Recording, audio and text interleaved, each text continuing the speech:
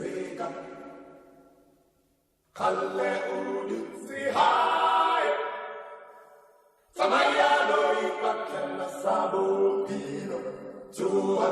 Welcome to all our listeners.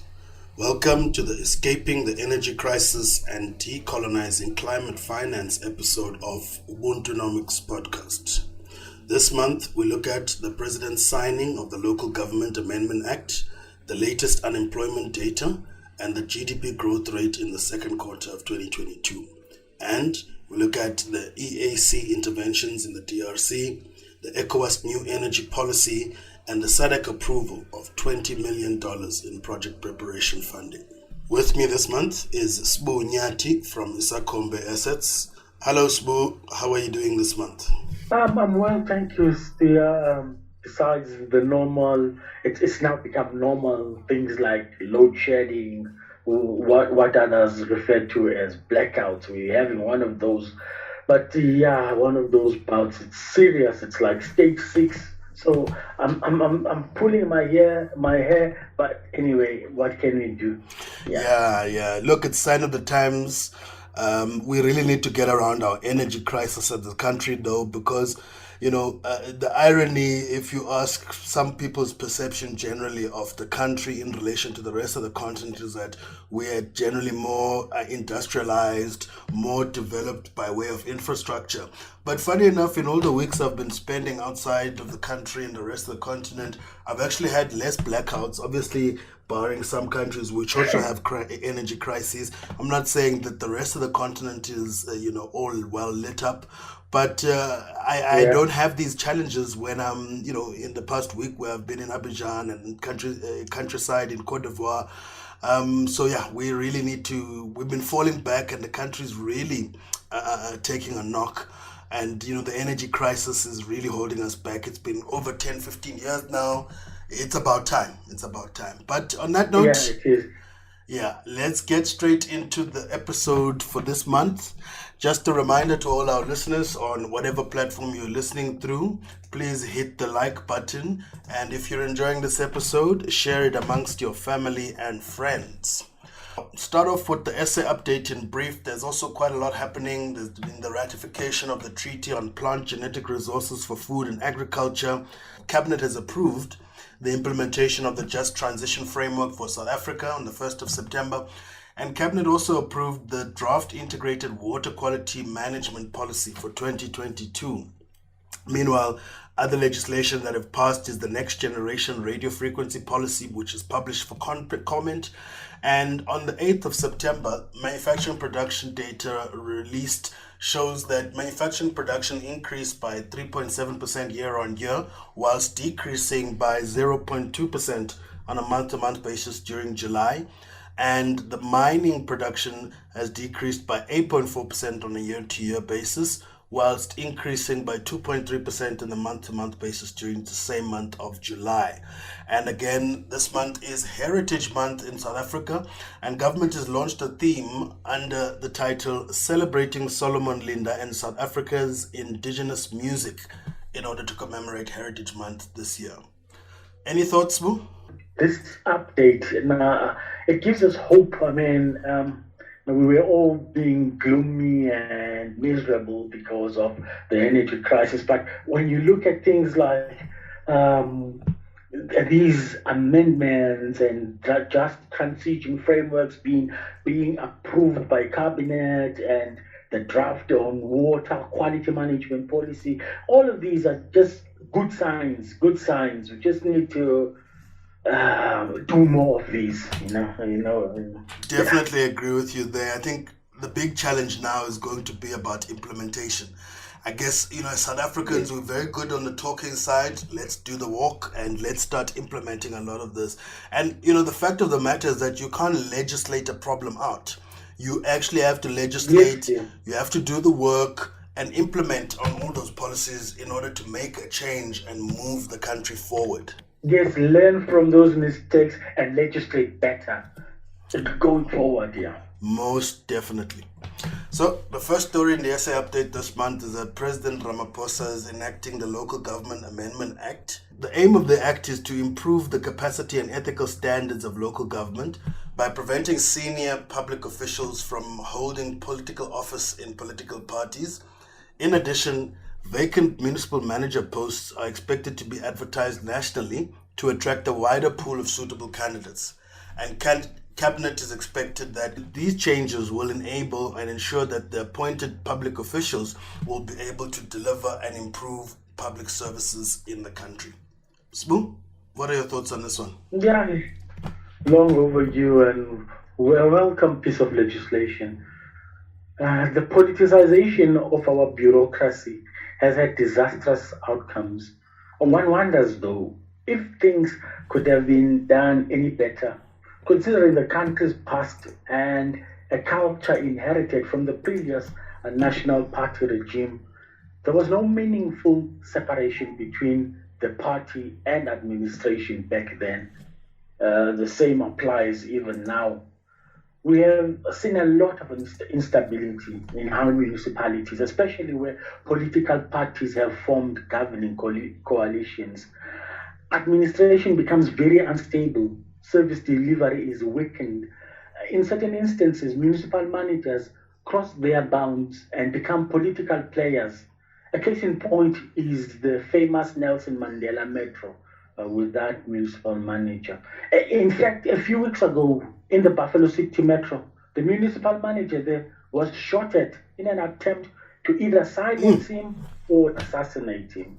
This is scary stuff. But back to the legislation.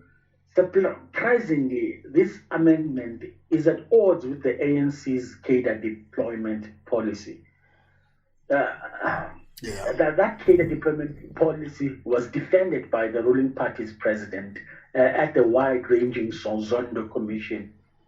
There was justified criticism leveled at the ruling party in how civil servants are appointed for what is seen as basically most people see it, this cadre deployment, as the genesis of corruption, nepotism, and cronyism. I mean, society demands more transparency.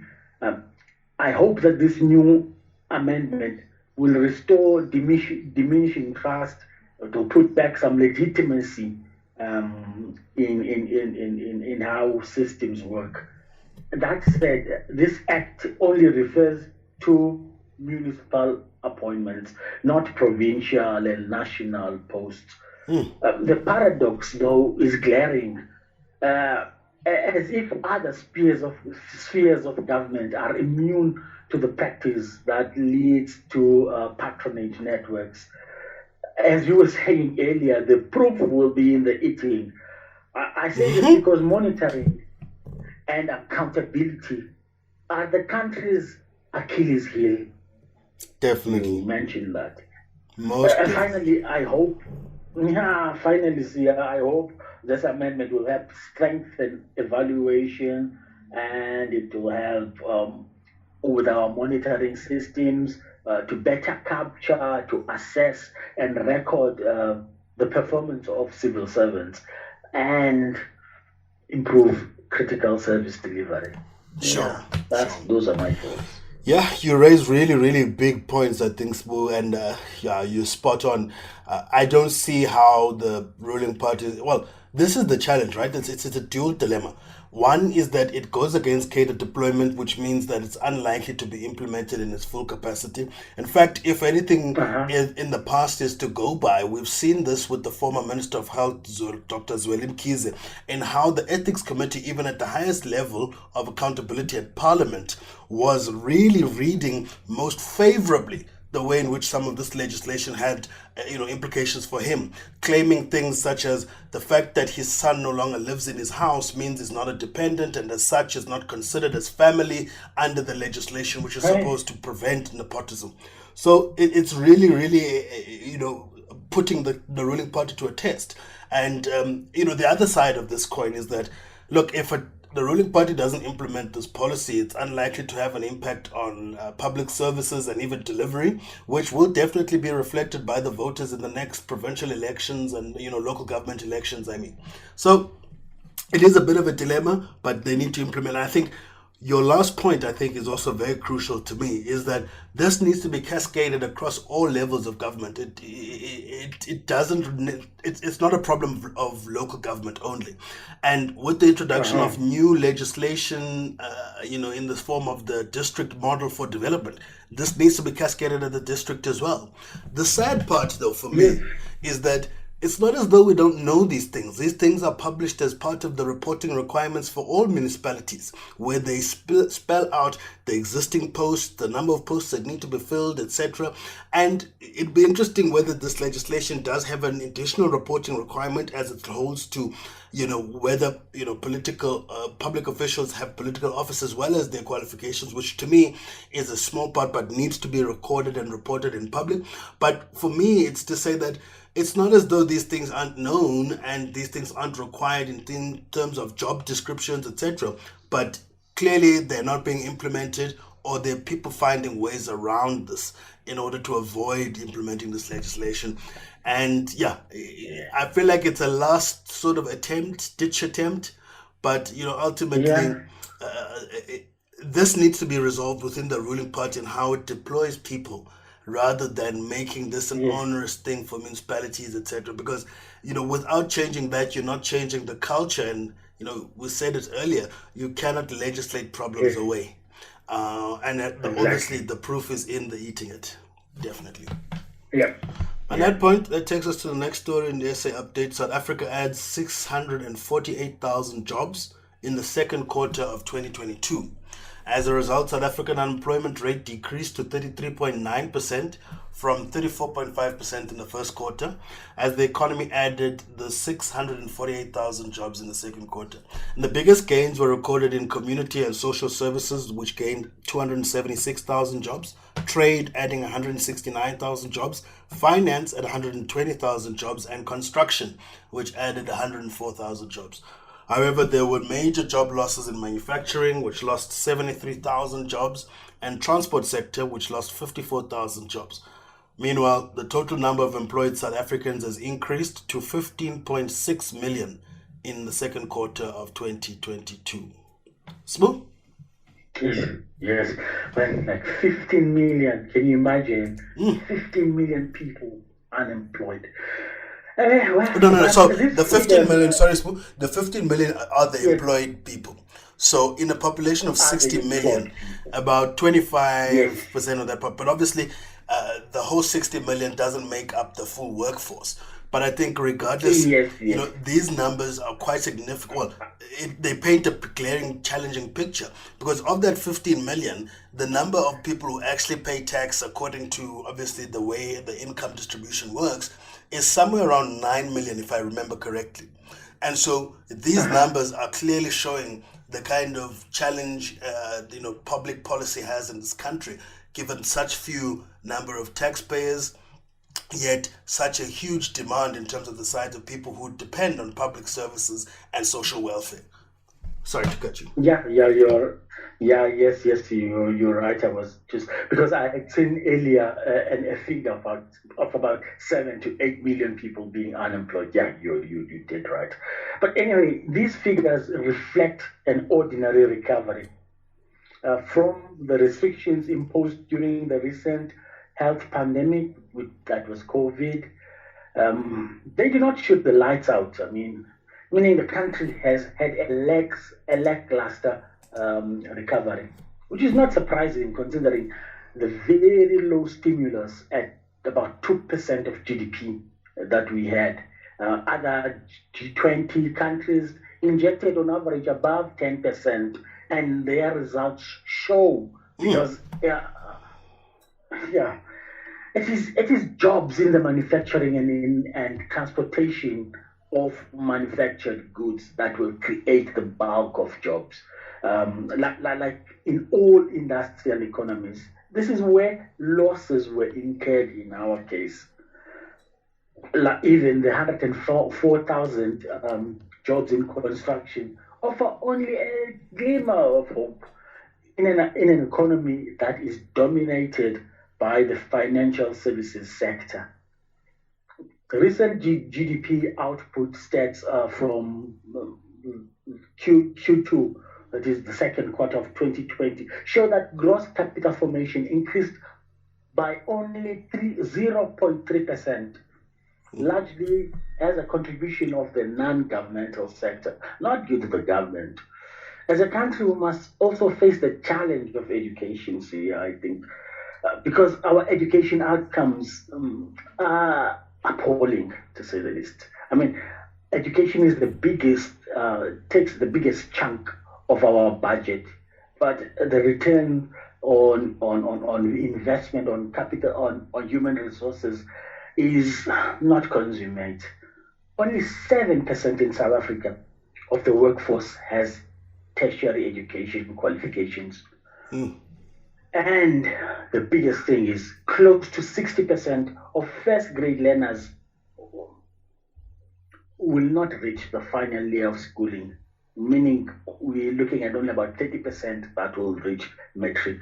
Now you compare this to India or even lowly Malawi, which have only a 17% dropout rate. So, I mean, according to the General Household Survey of 2021, only 8% of those aged 24 years and above were attending tertiary education, meaning that 90% of South Africa's youth are not in education. So in higher education, that is. So the country needs a serious self-introspection as to what kind of future worker the country will produce. Then you have, like we were saying earlier, chatting about the energy crisis that is playing a major role in unsettling the industrial, the mining, and the manufacturing sectors. I mean, without addressing this major challenge as a matter of urgency, this economy will continue to flicker like a candle in a storm. In fact, we are in a storm. So I'm even thinking about supporting the DA's call for instituting some sort of like a state of emergency or a state of disaster for the energy sector, for different reasons, of course. Yeah. Because they are advocating for privatization. I'm not, but in any case, we need some serious introspection. No doubt. And it's not to say we're not trying. It's just that whatever war rooms, presidential, energy and transitional commissions and this, the results are slow. We need action. Yeah. And I guess this is what the general frustration from the public is coming through at. It's not to say we're not trying. We've got Operation Vulindlela, this, that, and the other. But we need action and we need tangible results now. We need to actually make the decisions and implement as if, we needed to implement this yesterday. It's a huge crisis. And it's very easy to slip down the slippery slope if, you keep getting higher and higher demands for, reforms and implementation of existing reform legislation and nothing gets done. It's very easy and quick for countries to feel that the challenges are so enormous that we couldn't resolve them. And so we have to keep implementing, we have to keep at it, and we need more tangible results in shorter turnaround times. Yeah. On that note, that brings us to the last story in the SA update. The South African economy contracting by 0.7% in the second quarter. So South Africa's gross domestic product GDP decreased by 0.7% in Q2 from a growth of 1.7% in the first quarter. Manufacturing production decreased by 5.9% as 8 of the 10 manufacturing divisions reported negative growth rates in the second quarter. Meanwhile, agriculture decreased by 7.7%, mining decreased by 3.5%, and trade and accommodation decreased by 1.5%. Transport and finance were the only sectors that recorded a growth rate at 0.2 and 0.6% respectively. And in terms of expenditure, household consumption and investment is increased by 0.6 and 0.5% respectively. Meanwhile, government expenditure is decreased by 0.7% and net exports contributed a 1.5% decrease to GDP in the second quarter. Smoo? Again, you see decreases in the productive sectors of the economy. what is worse is that agriculture, which has been a sterling performer in recent years, has decreased appreciably. I mean, 7.7% is a big decrease. Huge. The livestock, the livestock segment was hard hit. This might have to do with the recent foot and mouth disease outbreaks, stories which we covered in the past month, last month I think, and the previous month. Then you also have the food price inflation, with customers resorting to protein alternatives instead of buying beef and all of that, which have shot up. Another factor in agriculture is the restrictions on South African citrus and wine imports into the EU. Those have hit that sector. Mining is a very big letdown for me, because we have seen a commodity price, a commodity boom, I mean, with high prices and all that. And there's been an interest in South African coal as a result of the EU energy crisis, meaning that there's been some diversification of markets, but the results are not forthcoming. So the agriculture and mining figures are reflected in the decrease in net exports, which will affect our foreign currency reserves. Again, my considered view is that this country needs a drastic change in the way we envision our future. But what are we supposed to do when government expenditure decreases by close to a percentage point, while the environment, the economic environment is recessionary? Because it was government that was supposed to be spending anyway. It all proves that what many economists have been saying over the years, that it is the government that is leading an investment strike in the country, and that the private sector looks at this and decides to hang back, rather get better returns in offshore financial markets. You also have self-imposed budgetary constraints, which mean that there will be little funds in the economic system to boost aggregate demand.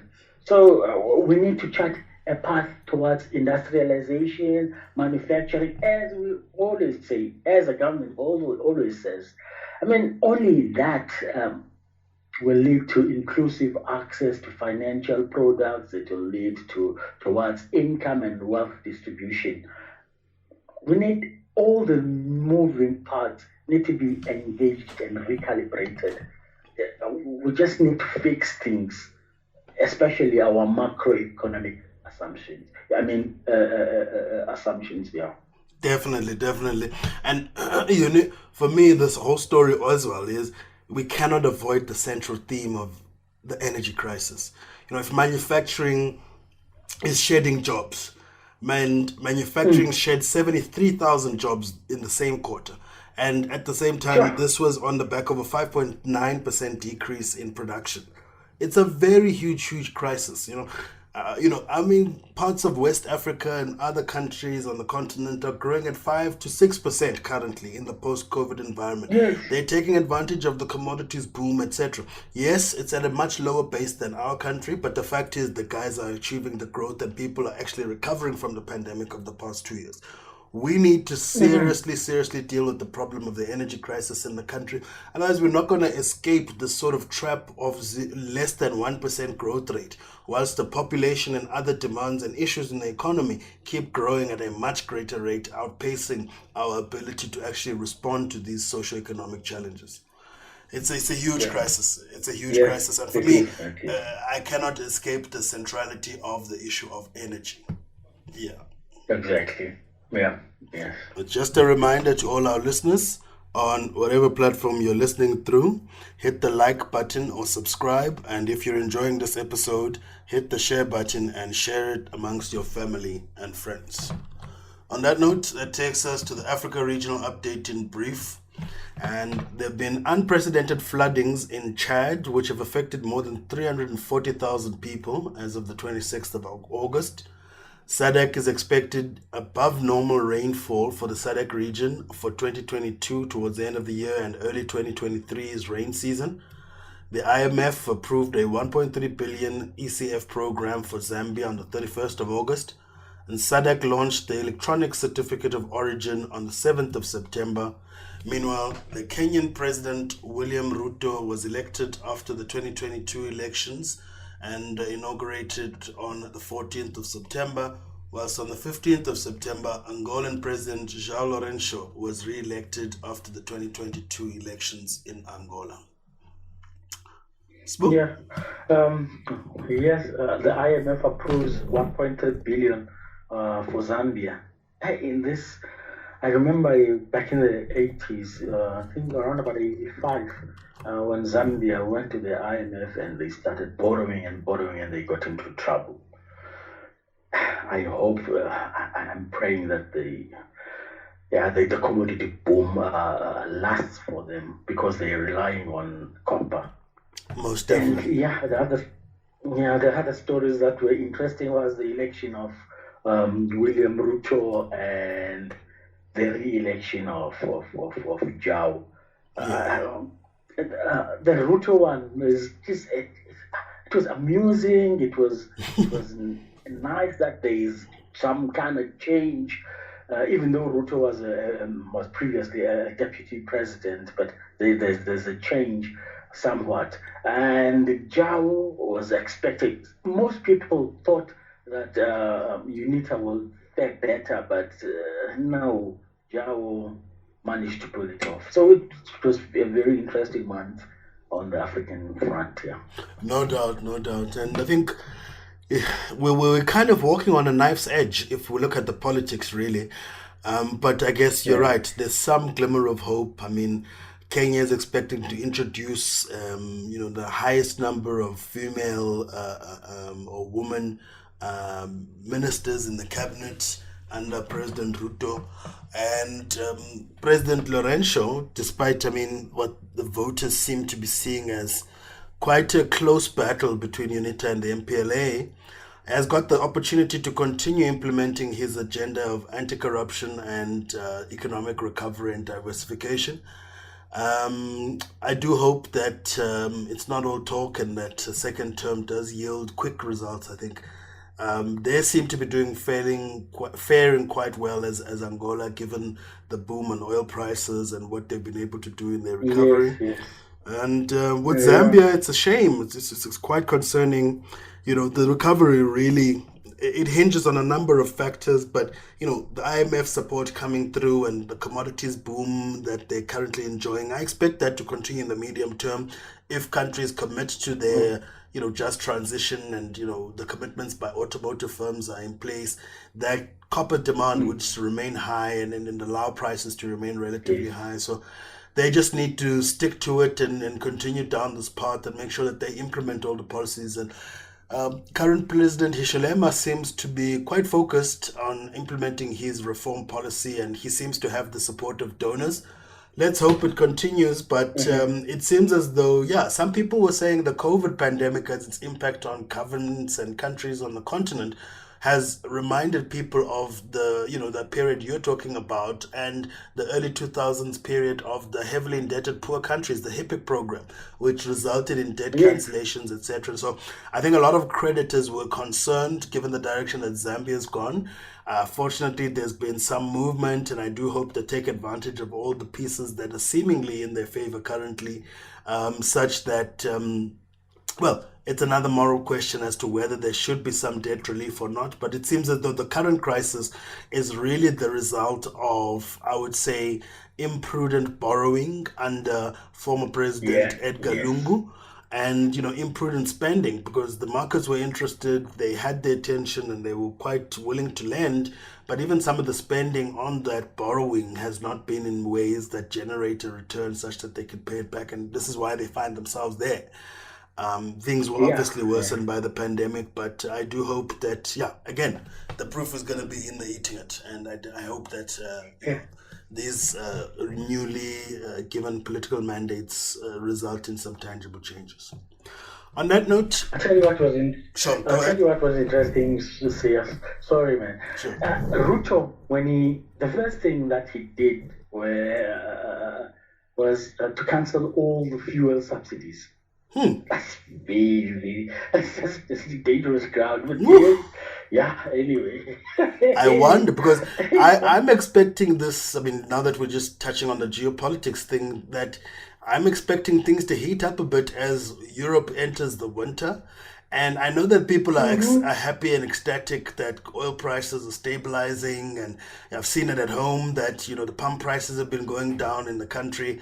But I don't know how long this will last, to be honest. And I think, I don't want to jinx it, but I'm very concerned as Europe enters, the winter with Russia shutting down the Nord Stream pipeline, that the energy crisis in Europe is also going to start getting quite severe and become a political problem, if not an economic and social problem. Yeah, it might be me. He might have shot himself in the foot there. Yeah. Anyway, we'll see. Yeah. On that note, that takes us to the first story in the Africa update. The SADC PPDF approving $20 million in project preparation funding. So the South African Development Community Project Preparation Development Fund, the SADC PPDF, approved a total of $20 million for the preparation of 12 regional projects covering funded by the EU and the KfW Bank of Germany. So the projects are expected to generate at least $3 billion in infrastructure investment in energy, transport, and water sectors. And the projects being prepared include the second Alaska-Sherwood power line in Zambia, the Angola-Namibia transmission interconnector, the Casemeno-Mwendo toll road and Luapula hydropower development between the DRC and Zambia, the Mulembo-Leila hydro in Zambia, and the North-South rail corridor involving Botswana, the DRC, South Africa, Zambia, and Zimbabwe. In addition, the projects also include the Mauritius wastewater pump station, the wastewater treatment plant in Mauritius, and the Mozisa power interconnector between Mozambique, South Africa, and Zimbabwe. Meanwhile, the Africa Green Co projects in SADC states are also funded under this facility, as well as the Kazungula water supply and sanitation project in Zambia, and the Lomahashe-Namasha crossing between Eswatini and Mozambique are part of the projects. And the development of guidelines and standards for renewable energy projects are included, and an incentive strategy in Mauritius in order to attract investment. The transmission projects approved by the PPDF are expected to remove bottlenecks in the Southern Africa Power Pool transmission system and increase the capacity to wheel power and thereby enhance trade amongst SADC member states. Smooth? I like what I'm hearing. This actually is the most crucial part of project preparation. It leads to aligning all the key complex moving parts. Now, funds need to be availed at pre-planning stage, like what we are seeing here, so that they can be used to secure technical capacity for viable feasibility studies and credible estimates. There's been a lot of, the Eskom, Medupi and Kusile major build was underestimated by almost half. Anyways, many projects take time to get off due to a lack of structure and foresight necessary for investment projects. These funds will also be helpful in eliminating wasteful patterns and activities right in the initial stages. When these projects go to procurement, they will hopefully meet the requisite readiness. That's one of the major things. The types of envisaged investments are encouraging too. So is the impact on integration in the SADC region and its impact on communities, because the energy, water, and networks infrastructure investments are the backbone of future private enterprise, because the two eventually merge. If you have good infrastructure, chances are your cost of doing business will go down, and this will boost economic growth and it will improve standards of living. As we have highlighted before, there seems to be a concerted move towards the private public partnership or the de-risking model in terms of funding sources for most of Africa's projects. But that is a discussion for another day. I must also highlight that the Development Bank of South Africa is involved in here, and they are a preferred partner, something that bodes well for the region. To have in one institution all of the needed expertise to deliver major projects. I just like the story, except for the part of for the funding model part. But Sure. I love it, yeah. No doubt. I think, look, I can't fight and say anything negative about projects that are boosting, firstly, regional integration on the continent, but also improving our infrastructure and our availability to energy, which really is going to transform people's lives at the end of the day. I do worry, though, that we're focusing so much on the electricity that, I mean, yes, it's a central issue, but I think the energy challenge is quite broad. And although there's some touch on transport and water, which I think are the next big crises that we're going to face as both as the continent region and a world as the globe, I do think that we need to Yeah. obviously work on the energy crisis. I look, this is positive. I just want to see us dealing with our internal energy crisis and then these projects being able to unlock, us being able to transmit, excess power to the rest of the region. And if the region has, I mean, these projects, if they come online before we can sort out domestic energy crisis, we should be importing energy from our neighboring countries as well. Because Exactly, precisely. they could also be part of the solution in resolving our thing. I think far too much some of these discussions around dealing with the energy crisis are driven by the special interests, and I have nothing against that, but let it serve the interests of the people at the end of the day, and not just the interests of the funding that is involved. And I agree with you. It's good to have these projects, and let's see them being implemented successfully. Yeah, yeah, right. On that note, that takes us to the next story in the Africa Regional Update, the East African Community Interventions in the DRC. So the East African Community kicked off its maiden mission to the Democratic Republic of Congo, the DRC, at a meeting with high-level government delegation in Kinshasa on the 7th of September.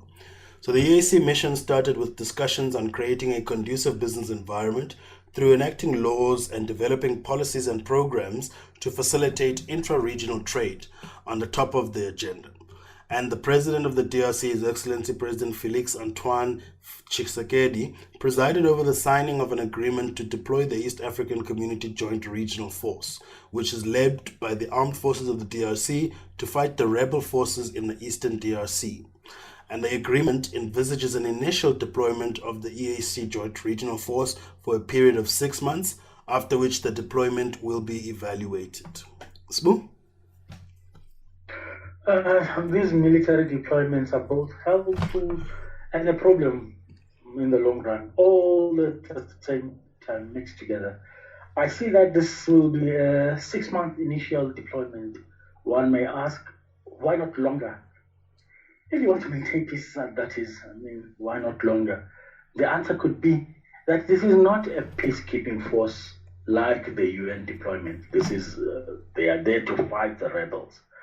So now the UN has received a lot of criticism in the way their forces have ill-treated locals, some being involved in illicit mining activities, and even allegations of rape, sexual crimes.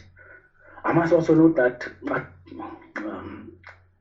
the South African Defence Force members, some of them were also implicated at one time or another. The main problem, in my view, is the lawlessness, the lawless culture and environment associated with illegal mining. Now, forces deployed in the region usually make strategic alliances with local warlords and mining syndicates. because this is the main economic activity supporting livelihoods in those isolated Eastern DRC regions. How will the new troops engage locals? That's a question. What partnerships will the commanders of those forces forge with those rebel forces? Because sometimes they need one rebel army to fight against the other, and all sorts of things. This will also have an impact on how successful this new development will be. So it could be that a temporary deployment will be a good thing. Also, we should also factor in Uganda and Rwandan operatives in the area, because they will be a significant factor. My main point is around illegal mining, because both Ugandans and Rwandans are said to be profiteering from all that illegal mining. And now we've had the same problem here in South Africa. In our case, we have all these disused mines and people we call zamazamas, these